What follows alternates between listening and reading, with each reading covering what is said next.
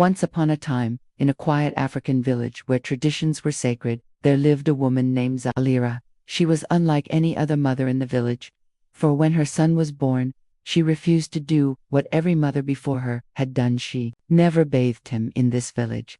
It was a proud custom for mothers to carry their newborns to the stream, scoop water in a calabash, and bathe the child publicly before the heart of the village. They believed water welcomed the child into life, cleansed him of unseen spirits, and bound him to the land. But Zalira did not follow this path. Days turned to weeks, yet Zalira never appeared at the stream with her child. Instead, she kept him hidden inside her hut, away from curious eyes. At first, the villagers whispered. Some thought she was lazy. Others muttered that she was cursed. Soon the whispers turned to open mockery. Her child must stink like a rotting rat. The women laughed. She's possessed. Others spat, warning their children not to go near her hut. But Zalira never flinched.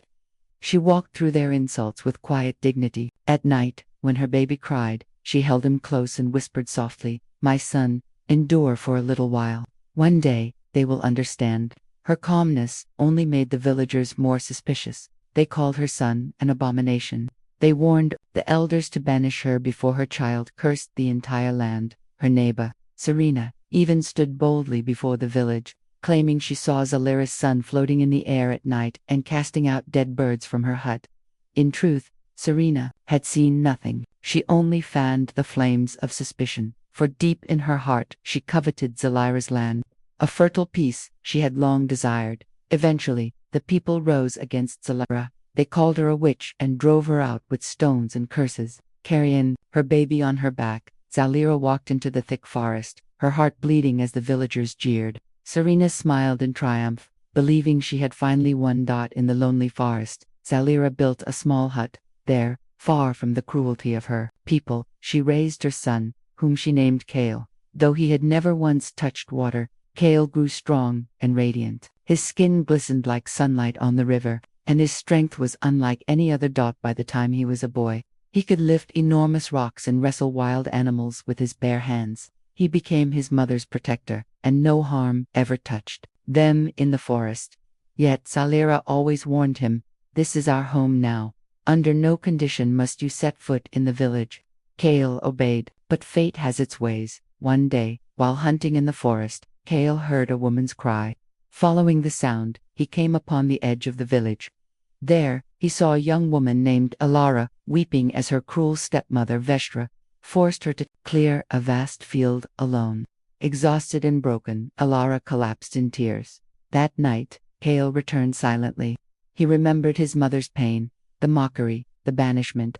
He could not bear to see another suffer. With hands swift as the wind, he cleared the entire field before dawn. When Alara returned, she froze in shock.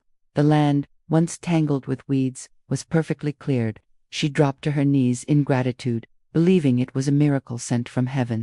Veshra, however, was suspicious. She accused Alara of lying and mocked her, but Kael remained hidden, watching from the shadows. From then on, whenever Alara was given impossible tasks, Kael returned at night to complete them. Her whispered prayers of thanks became the music of his hidden world. Though Alara never saw him, her voice gave him comfort. But destiny does not remain hidden forever. One fateful afternoon, Alara went to fetch water at the stream. Veshra, burning with cruelty, pushed her into the water, knowing she could not swim. Alara struggled, screaming for help. Deep in the forest, Kael heard her cry. Without a second thought, he ran and leaped into the river. But the moment his body touched the water, something strange happened. The entire river dried up, the plants around it withered, and silence fell upon the earth. Terrified, Kael carried Alara to the bank and fled into the forest. For the first time, he had disobeyed his mother. He returned trembling. "Mother," he cried, "the river dried the moment I touched it. Even the plants died. How is this possible?" Zalira's eyes dimmed with memory. She revealed a secret she had carried all his life. Long ago, a wandering seer told her that her son carried a divine power. If ever bathed in water, evil spirits dwelling in the waters would claim his life, for he was destined to destroy them.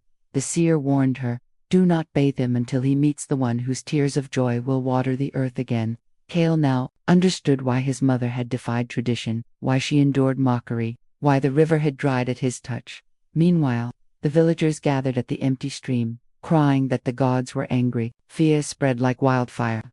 Some swore they saw Ilara leave the river soaked in water, and when her stepmother was later struck blind and paralyzed by a mysterious force, the people accused Ilara of witchcraft.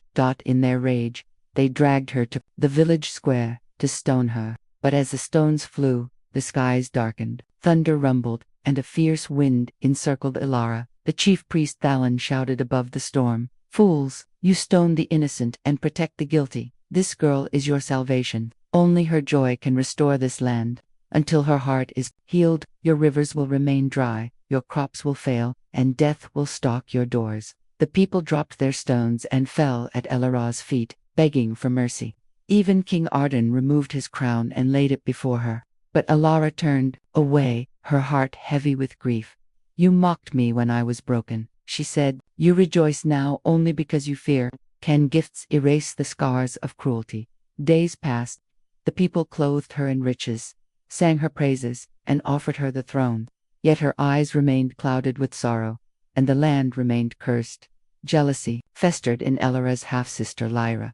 She could not stand seeing Ilara honored. One night, she trailed Ilara to the dry riverbed, where Ilara whispered prayers of thanks to the unseen spirit who had always helped her. Lyra rushed back to the village and returned with elders, accusing Ilara of speaking to dark forces. With a knife in hand, she lunged at her sister. But before she could strike, Kael stepped out of the shadows. "Enough!" his voice thundered. The villagers froze. Lyra fell to the ground, her body stiff as stone. The people gasped. Kael revealed himself. "I am the boy you cast away," he declared. "I am Zalira's son, the abomination you mocked, the one you banished." The crowd trembled. Even King Arden staggered back. Kael revealed how he had secretly helped Ilara, how he saved her life twice, and how he carried the power to heal the land. At that moment, Ilara looked at him fully. She remembered the faint memory of being lifted from the river. Her heart swelled, and for the first time, she smiled. A true smile, born of joy. The skies cleared instantly. The sun broke through. Rivers gushed with fresh water. Crops sprang from the earth. The curse was broken. Zalira then appeared, revealing the truth of the prophecy and exposing Zarina, the woman whose lies had banished her. King Arden decreed that Zalira and Kael must be adopted into the royal family as compensation for the wrongs done to them. Lyra and her mother were banished. Kael and Ilara's bond deepened, and they eventually married beneath clear skies. The village prospered like never before, learning the ultimate lesson: mercy is stronger than rumor, and love is more powerful than any curse. Children grew up hearing the tale of how a smile healed the land, and how a boy once called an abomination became the village's greatest blessing.